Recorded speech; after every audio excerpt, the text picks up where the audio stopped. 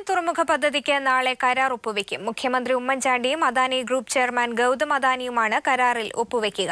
കരാറിലെ അഴിമതി ചൂണ്ടിക്കാട്ടി LDF ചടങ്ങ് ബഹിഷ്കരിക്കും. തിങ്കളാഴ്ച വൈകിട്ട് തിരുവനന്തപുരത്താണ് കരാർ ഒപ്പുവെക്കുക. തുറമുഖ നിർമ്മാണോദ്ഘാടനം നവംബർ 1 ആരംഭിക്കും. 2 വർഷം കൊണ്ട് പദ്ധതി പൂർത്തിയാക്കാനാണ് അദാനി ഗ്രൂപ്പ് ലക്ഷ്യമിടുന്നത്. 1635 കോടി രൂപ കേന്ദ്ര സംസ്ഥാന സർക്കാരുകൾ അദാനി ഗ്രൂപ്പിന് നൽകണം. ഇതുകൂടാതെ ഭൂമി ഏറ്റെടുത്ത് നൽകുകയും വേണം. മൊത്തം 7000 കോടി രൂപ ചെലവ് പ്രതീക്ഷിക്കുന്ന പദ്ധതിയിൽ അദാനി ഗ്രൂപ്പിന് 2000 കോടി രൂപ മാത്രമാണ് മുടക്കുമുതൽ. 7ാം വർഷം മുതൽ സർക്കാരിന് വരുമാനം ലഭ്യമാക്കണമെന്നാണ് കരാർ. 15ാം വർഷം മുതൽ ഓരോ വർഷവും 1% വീതം കൂടുന്ന രീതിയിൽ 40% വരെ റവന്യൂ വരുമാനം സർക്കാരിന് നൽകണമെന്നുമാണ് കരാർ. വിഴിഞ്ഞം തുറമുഖ കരാറിനകത്ത് യാതൊരുവിധ സാങ്കേതികമോ നിയമപരമായ വീഴ്ച വരുത്തിയിട്ടില്ല. അതേസമയം കരാർ അദാനിക്ക് നൽകിയതിന് പിന്നിൽ ഗൂഢാലോചനയുണ്ടെന്ന് CPM സംസ്ഥാന സെക്രട്ടറി കോടിയേരി ബാലകൃഷ്ണൻ പറഞ്ഞു. ഈ കരാറിന് വേണ്ടി ഇവിടെ ആകെ വരുന്ന ചെലവ് 7500 കോടി രൂപയാണ്. 7500 കോടി രൂപയിൽ അദാനി ചെലവഴിക്കുന്ന 2000 കോടി രൂപ മാത്രമാണ്.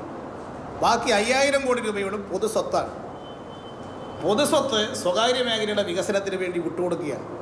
അതുകൊണ്ടാണ് ഞങ്ങൾ ആദ്യം മുതൽ എതിർപ്പ് പ്രകടിപ്പിച്ചത്. ആ എതിർപ്പ് ഞങ്ങളും ഇനിയും തുടർന്നുകൊണ്ടിരിക്കും. അതേ സന്ദർഭത്തിൽ വിഴിഞ്ഞം പദ്ധതി വരുന്നതിന് ഞങ്ങൾ എതിരല്ല. CPM വികസന പദ്ധതികൾക്ക് എതിരാണെന്ന് വരുത്തി തീർക്കാനുള്ള ശ്രമങ്ങൾ നടക്കുകയാണ്. സുതാര്യത ഉറപ്പുവരുത്താത്തതാണ് കരാർ ഒപ്പിടൽ ചടങ്ങിൽ നിന്ന് വിട്ടുനിൽക്കാൻ തീരുമാനിച്ചതിന് പിന്നിലെന്നും കോടിയേരി വ്യക്തമാക്കി. News bureau, Thiruvananthapuram. അദാനി നേരിൽ കണ്ടാലും വിഴിഞ്ഞം കരാറിൽ നിലപാട് മാറ്റമില്ലെന്ന് VS. കരാറിൽ തുറമുഖത്തിന് 2ാം സ്ഥാനവും റിയൽ എസ്റ്റേറ്റിന് 1ാം സ്ഥാനവുമാണ്. കോടികളുടെ കൊള്ളയാണ് ഉമ്മൻചാണ്ടി ലക്ഷ്യമിടുന്നതെന്നും VS വാർത്താസമ്മേളനത്തിൽ പറഞ്ഞു. കരാർ ഒപ്പിടുന്നത് വഴി നൂറുകണക്കിന് കോടികൾ വിലമതിക്കുന്ന കേരളത്തിന്റെ സമ്പത്ത് അദാനി എന്ന കോർപ്പറേറ്റിന് തീവഴിഞ്ഞു നൽകുകയാണ്. പദ്ധതി തുടങ്ങുന്നതിന് മുമ്പ് തന്നെ അദാനിയുടെ കീശയിൽ 546 കോടി രൂപ വീണിരിക്കും. PPP മോഡലിൽ പദ്ധതി ചെലവിന്റെ 60% കൂടുതൽ തുക സർക്കാർ മുടക്കുന്ന ഒരു പദ്ധതി ഇന്ത്യയിൽ ഇതിനു മുമ്പ് നടപ്പിലാക്കിയിട്ടുണ്ടോ? ഉണ്ടെങ്കിൽ അത് ഏതെന്ന് സർക്കാർ വ്യക്തമാക്കണം. വിഴിഞ്ഞം തുറമുഖം സംബന്ധിച്ച് മത്സ്യത്തൊഴിലാളികളുടെ ആശങ്ക പരിഹരിച്ചില്ലെങ്കിൽ ശക്തമായ സമരപരിപാടികളുമായി മുന്നോട്ടു പോകുമെന്ന് ലത്തീൻ അതിരൂപത. അടുത്ത മന്ത്രിസഭായോഗത്തിൽ തീരുമാനം പ്രതീക്ഷിക്കുന്നതായും ലത്തീൻ അതിരൂപത വികാരി ജനറൽ യൂജിൻ പെരേര വ്യക്തമാക്കി. 19-ാം തീയതി ഒരു ചർച്ച കൂടി നടത്താമെന്ന് പറഞ്ഞിട്ടുണ്ട്. ആ ചർച്ചയിൽ വരുന്ന നിർദ്ദേശങ്ങൾ മത്സ്യത്തൊഴിലാളികളുടെ ആശങ്കകൾ ദൂരീകരിക്കുന്നതല്ലെങ്കിൽ മത്സ്യത്തൊഴിലാളികൾ ശക്തമായ സമരപരിപാടികളുമായിട്ട് മുന്നോട്ട് പോകാൻ തന്നെയാണ് നിശ്ചയിച്ചിരിക്കുന്നത്. മത്സ്യത്തൊഴിലാളികൾ ആവശ്യപ്പെടുന്ന നിർദ്ദേശങ്ങൾ ഉൾക്കൊണ്ടുകൊണ്ട് വരുന്ന ക്യാബിനറ്റിൽ മത്സ്യത്തൊഴിലാളികളുടെ ആശങ്കകൾ പൂർണ്ണമായും ദൂരീകരിക്കാനുള്ള ഒരു ഓർഡർ ഉണ്ടാകും എന്ന് പ്രതീക്ഷിക്കുകയാണ്. UAE സന്ദർശനത്തിനായി അബുദാബിയിലെത്തിയ നരേന്ദ്രമോദി അബുദാബിയിലെ ഷെയ്ഖ് സയ്യിദ് ഗ്രാൻഡ് മോസ്ക് സന്ദർശിച്ചു. ഷെയ്ഖ് സയ്യിദിന്റെ മഖ്ബറയും അദ്ദേഹം സന്ദർശിച്ചു. വിവരങ്ങളുമായി അബുദാബിയിൽ നിന്ന് ജമാലുദ്ദീൻ ചേരുന്നുണ്ട്. ജമാൽ, വിവരങ്ങൾ.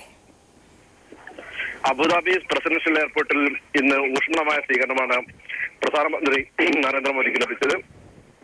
അബുദാബി കിരീടാവകാശിയും UAE സായുധ സേന ഡെപ്യൂട്ടി സുപ്രീം കമാൻഡറുമായ general Sheikh Mohammed bin Zayed Al Nahyan നരേന്ദ്രമോദിയെ സ്വീകരിച്ചു.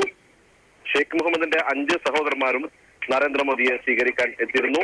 വിമാനത്താവളത്തിൽ വെച്ച് പ്രധാനമന്ത്രി നരേന്ദ്രമോദി അബുദാബി കിരീടാവകാശവുമായി ചർച്ച നടത്തി. വാണിജ്യം, നിക്ഷേപം, ഊർജം എന്നീ മേഖലകളുമായി ബന്ധപ്പെട്ടുള്ള പ്രാഥമിക ചർച്ചകളാണ് നടന്നത്. അബുദാബിയിലെ ഷെയ്ഖ് സയ്യിദ് ഗ്രാൻഡ് മോസ്കും നരേന്ദ്രമോദി സന്ദർശിച്ചു. പിന്നീട് ഐക്യരാഷ്ട്ര സിറ്റിയിലെ ലേബർ ക്യാമ്പിലും നരേന്ദ്രമോദി സന്ദർശനം നടത്തി. ഇവിടെ 15 മിനിറ്റോളം പ്രധാനമന്ത്രി തൊഴിലാളി ജമാലാണ് വിവരങ്ങൾ നൽകിയത്. 30 വർഷത്തിന് ശേഷമാണ് ഒരു ഇന്ത്യൻ പ്രധാനമന്ത്രി ഗൾഫിലെത്തുന്നത്. അതുകൊണ്ട് തന്നെ മോദിയുടെ സന്ദർശനത്തെ വലിയ പ്രാധാന്യത്തോടെയാണ് രാഷ്ട്രീയ ലോകം നോക്കിക്കാണുന്നത്. UAE എന്ന് പറയുന്നത് ഇന്ത്യയുടെ 3ാമത്തെ വാണിജ്യ പങ്കാളിയാണ്. അതായത് ലോകരാജ്യങ്ങളിൽ വാണിജ്യപരമായ പങ്കാളിത്തമുള്ള 3ാമത്തെ രാജ്യമാണ് UAE. ഇരു രാജ്യങ്ങൾ തമ്മിലുള്ള ഏകദേശം $75 ബില്യൺ വ്യാപാരമാണ് ഒരു വർഷം നടക്കുന്നത്. എന്നാൽ സമീപകാലത്ത് അത് കുറഞ്ഞ് $59 മില്യൺ കുറഞ്ഞിരുന്നു. അതിന് കാരണം സ്വർണത്തിന് ഏർപ്പെടുത്തിയ നികുതിയാണ്. ഇതും ഒരു ചർച്ചാ വിഷയമായി മാറാനാണ് സാധ്യത. മാത്രമല്ല അമേരിക്ക യൂറോപ്യൻ രാജ്യങ്ങൾക്ക് നൽകുന്ന പ്രാധാന്യം അതിനേക്കാൾ കൂടുതൽ പ്രാധാന്യം ഗൾഫ് രാജ്യങ്ങൾക്ക് നൽകണം എന്നൊരു ആശയം കൂടി ഇതിൽ പിന്നിലുണ്ട്. മറ്റൊരു കാര്യം 8.5% ക്രൂഡ് ഓയിലാണ് ഒരു വർഷം ഇന്ത്യയിലേക്ക് UAE നിന്നും ഇറക്കുമതി ചെയ്തത്. എണ്ണ വില കുറഞ്ഞ സ്ഥിതിക്ക് എണ്ണയുടെ ഇറക്കുമതി കൂട്ടാനും എന്നിട്ട് അതൊരു സംഭരണം ആക്കി മാറ്റാൻ, അതായത് കൂടുതൽ നിക്ഷേപമാക്കി മാറ്റാനുള്ള ഒരു ശ്രമം കൂടി ഇന്ത്യയുടെ ഭാഗത്തുനിന്നുണ്ട്. 25 ലക്ഷം ഇന്ത്യക്കാരാണ് UAE ഉൾപ്പെടെയുള്ളത്. അതുകൊണ്ട് തന്നെ 25 ലക്ഷം ഇന്ത്യക്കാരുടെ പല കാര്യങ്ങളും, അതായത് അവരുടെ പ്രധാനപ്പെട്ട പല കാര്യങ്ങൾക്കും ചില പരിഹാരം കണ്ടെത്തേണ്ടതുണ്ട്. അത് ഏറ്റവും പ്രധാനമായിട്ടത് എമിഗ്രേഷൻ നിയമങ്ങളിലും സ്പോൺസർഷിപ്പ് നിയമങ്ങളിലുള്ള മാറ്റമാണ്. ഇതൊക്കെ തന്നെ ചർച്ചയിൽ ഉണ്ടാകുമെന്നാണ് UAE ഇന്ത്യൻ പ്രവാസികൾ പ്രതീക്ഷിക്കുന്നത്. ഏറെ പ്രതീക്ഷകളോടെയാണ് പ്രധാനമന്ത്രി നരേന്ദ്രമോദിയുടെ UAE സന്ദർശനത്തെ പ്രവാസികൾ നോക്കിക്കാണുന്നത്. പ്രവാസികളുടെ പല പ്രശ്നങ്ങൾക്കും മോദിയുടെ സന്ദർശനത്തോടെ പരിഹാരമാകുമെന്നും പ്രവാസികൾ അഭിപ്രായപ്പെടുന്നു. UAE ഇന്ത്യയുടെ ഏറ്റവും അടുത്ത വ്യാപാര പങ്കാളിയാണ്. അതേപോലെ ഇന്ത്യയുടെയും UAEയുടെയും വിദേശ നിക്ഷേപങ്ങളും വളരെ സമൃദ്ധമായി നടക്കുന്നുണ്ട്. അത് ഒരുപക്ഷെ ഈ ചർച്ചയിൽ കൂടുതൽ ഉണ്ടായേക്കാം. പക്ഷെ അതിനപ്പുറം ഇത് വ്യാപാര നിക്ഷേപ ഉടമ്പടികൾക്കപ്പുറമുള്ള ഒരു നയതന്ത്രം ഈ സന്ദർശനത്തിനുണ്ട് എന്നാണ് എനിക്ക് തോന്നുന്നത്. സാധാരണക്കാരായ ആളുകൾ പ്രതീക്ഷിക്കുന്നത് തീർച്ചയായും ഈ വേനലവധിക്കാലത്തും വിശേഷ ദിവസങ്ങൾക്ക് തൊട്ടുമുമ്പും വലിയ തോതിൽ വിമാന നിരക്ക് വർദ്ധിപ്പിക്കുന്നു. അതിനെതിരെ പ്രധാനമന്ത്രിക്ക് എന്തെങ്കിലും ചെയ്യാൻ കഴിയുമോ? അതുപോലെ നിക്ഷേപകർക്ക്, ചെറുകിട നിക്ഷേപകരുടെ സംരംഭങ്ങൾക്ക് സുരക്ഷിതത്വം കിട്ടുമോ? ഇത്തരം കാര്യങ്ങളാണ് തീർച്ചയായും ഈ പ്രധാനമന്ത്രിയുടെ സന്ദർശനത്തിൽ നിന്ന് സാധാരണ ജനങ്ങൾ പ്രതീക്ഷിക്കുന്നു. 54 പേരുമായി ഓസ്ട്രേലിയയിൽ നിന്ന് ഇന്തോനേഷ്യയിലേക്ക് പറക്കവെ കാണാതായ ഇന്തോനേഷ്യൻ വിമാനം തകർന്നതായി സ്ഥിരീകരണം. കിഴക്കൻ പാപ്പുവയിലാണ് വിമാനം തകർന്നതായി കണ്ടെത്തിയത്. പാപ്പുവയിലെ ഒക്ടാബെ എന്ന സ്ഥലത്ത് വിമാനത്തിന്റെ അവശിഷ്ടങ്ങൾ കണ്ടെത്തി. സർക്കാർ ഔദ്യോഗികമായി വിമാനം തകർന്നതായി സ്ഥിരീകരിച്ചു. യാത്രക്കാരിൽ ആരും രക്ഷപ്പെട്ടിരിക്കാൻ സാധ്യതയില്ലെന്നാണ് സൂചന. പാപ്പുവ ന്യൂഗിനിയയിലെ വനമേഖലയിൽ വെച്ചാണ് വിമാനം കാണാതായത്. ഓസ്ട്രേലിയയിലെ സെൻട്രീന വിമാനത്താവളത്തിൽ നിന്ന് ഇന്തോനേഷ്യയിലേക്ക് വരികയായിരുന്നു വിമാനം. 44 മുതിർന്നവരും 5 വിമാന ജീവനക്കാരും 5 കുട്ടികളും വിമാനത്തിലുണ്ട്. സെൻട്രീനയ്ക്കും ഓക്സിബിളിനും ഇടയിൽ ജയ്പൂരിലൂടെ സഞ്ചരിക്കുന്നതിനിടയിലായിരുന്നു വിമാനവുമായുള്ള ബന്ധം നഷ്ടപ്പെട്ടത്. പാലക്കാട്ടെ പരാജയം സംബന്ധിച്ച് ഉപസമിതി റിപ്പോർട്ടിന്മേൽ നടപടി വേണമെന്ന് MP വീരേന്ദ്രകുമാർ. UDFൽ RSPക്ക് ലഭിക്കുന്ന പരിഗണന JDUവിനും ലഭിക്കണമെന്നും വീരേന്ദ്രകുമാർ വ്യക്തമാക്കി. UDF ചെയർമാൻ തന്നെ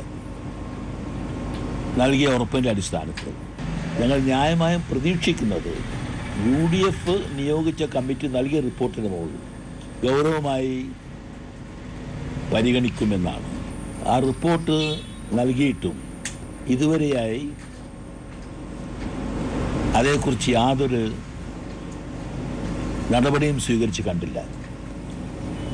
4 മാസം മുമ്പ് ഉന്നയിച്ച അതേ കാര്യങ്ങൾ പ്രാവർത്തികം കാരണം ആ കാര്യങ്ങൾ പരിഗണിക്കാമെന്ന് ഞങ്ങൾക്കെന്ന ഉറപ്പ് പരിപാലിച്ച് കാണാത്തത് കൊണ്ടാണ്. ഗ്രൂപ്പ് പോരിൽ കൊല്ലപ്പെട്ട കോൺഗ്രസ് പ്രവർത്തകൻ ഹനീഫയുടെ വീട് പിണറായി വിജയൻ സന്ദർശിച്ചു. കേസിൽ കുറ്റവാളികളെ പിടികൂടാനുള്ള ശ്രമമല്ല നടക്കുന്നതെന്നും അന്വേഷണം പ്രഹസനമാണെന്നും പിണറായി വിജയൻ പറഞ്ഞു. പോലീസിന്റെ കൈയും കാലും കെട്ടിയിട്ടിരിക്കുകയാണെന്നും സർക്കാരും കോൺഗ്രസും ക്രിമിനലുകളെ സംരക്ഷിക്കുകയാണെന്നും പിണറായി വിജയൻ കൂട്ടിച്ചേർത്തു. രാവിലെ 9 മണിയോടെയാണ് കൊല്ലപ്പെട്ട AC ഹനീഫയുടെ വീട്ടിൽ PB അംഗം പിണറായി വിജയൻ സന്ദർശനം നടത്തിയത്. കോൺഗ്രസിനുള്ളിലെ ഗ്രൂപ്പ് പോരിനെ തുടർന്ന് നാഥനില്ലാതായ ഹനീഫയുടെ കുടുംബത്തിന് പിണറായി ആശ്വാസം പകർന്നു. ഹനീഫയുടെ മാതാവും ഭാര്യയും സഹോദരങ്ങളും കൊലപാതകത്തിന് പിന്നിലെ രാഷ്ട്രീയ വൈരാഗ്യം വിവരിച്ചു. സന്ദർശന ശേഷം മാധ്യമങ്ങളോട് സംസാരിച്ച പിണറായി അന്വേഷണം പ്രഹസനമാണെന്നും പോലീസിന്റെ കൈയും കാലും കെട്ടിയിട്ടിരിക്കുകയാണെന്നും ആരോപിച്ചു. ഇതേവരെ നടന്ന അന്വേഷണ പ്രഹസനങ്ങളെല്ലാം മാറ്റിവെച്ച് ഗൗരവമായി അന്വേഷിക്കുന്ന നിലപാട് സ്വീകരിക്കണം. ഇവിടെ എല്ലാവരും പറയുകയാണ് കോൺഗ്രസിലെ ഗ്രൂപ്പ് വഴക്കാണ് കൊലപാതകത്തിന് കാരണമെന്ന് FIRൽ പറയുന്നു. എന്തുകൊണ്ടാണ് ഇവിടെ പോലീസിന്റെ കയ്യും കാലും കെട്ടിയിട്ടിരിക്കുന്നത്? കേസിലെ പ്രതികളെ പിടികൂടാൻ നാട്ടുകാർ രംഗത്തെത്തേണ്ട സാഹചര്യം ആഭ്യന്തര വകുപ്പ് ഉണ്ടാക്കി. കൊലപാതക കാരണം കോൺഗ്രസിലെ ഗ്രൂപ്പ് വഴക്കാണെന്ന് കണ്ടെത്തിയിട്ടും രാഷ്ട്രീയ ഗൂഢാലോചന അന്വേഷിക്കപ്പെടുന്നില്ല. അന്വേഷണം കാര്യക്ഷമമാക്കാൻ നിഷ്പക്ഷരായ ഉദ്യോഗസ്ഥരെ നിയോഗിക്കണമെന്നും അദ്ദേഹം ആവശ്യപ്പെട്ടു. MLAമാരായ KV Abdul Khader, K Radhakrishnan, CPIM Thrissur ജില്ലാ സെക്രട്ടറി AC മൊയ്തീൻ എന്നിവർ പിണറായി വിജയനൊപ്പം ഹനീഫയുടെ വീട്ടിലെത്തി. News bureau, Thrissur. ചാവക്കാട് സംഭവിക്കാൻ പാടില്ലാത്തത് സംഭവിച്ചുവെന്ന് KPCC പ്രസിഡന്റ് VM സുധീരൻ. കൊല്ലപ്പെട്ട ഹനീഫയുടെ കുടുംബത്തിന്റെ വികാരത്തിന് വളരെ പ്രാധാന്യമുണ്ടെന്നും കുടുംബത്തിന്റെ പരാതി പാർട്ടി ഗൌരവത്തോടെ കാണുമെന്നും ഹനീഫയുടെ വീട്ടിലെത്തിയ സുധീരൻ പറഞ്ഞു. അക്രമികളെ പ്രോത്സാഹിപ്പിക്കുന്ന നടപടി അംഗീകരിക്കില്ലെന്നും കുറ്റവാളികൾ ശിക്ഷിക്കപ്പെടണമെന്നും VM സുധീരൻ വ്യക്തമാക്കി. എൻ്റെ പൊതുജീവിതത്തിൽ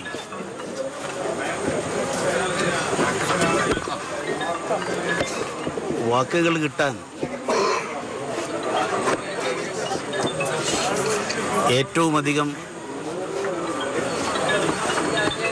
വിഷമിച്ച ഒരു സന്ദർഭമാണിത്.